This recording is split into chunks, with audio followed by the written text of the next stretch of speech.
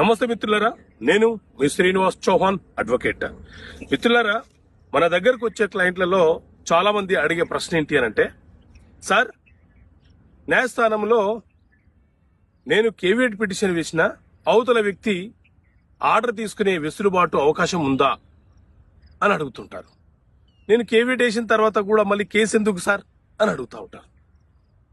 అయితే మిత్రులారా, అసలు కేవియట్ అంటే ఏంటి అని అంటే, మిత్రులారా, మన దేశంలో సివిల్ వివాదాల పరిష్కారాల కోసము సిపిసి సివిల్ ప్రొసీజర్ కోడ్ అనే చట్టం రూపకల్పన బ్రిటిష్ కాలంలోనే చేయబడింది.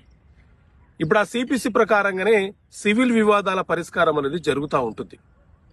ఈ సిపిసిలో మనకు 148A అనే సెక్షన్ ఉంటుంది.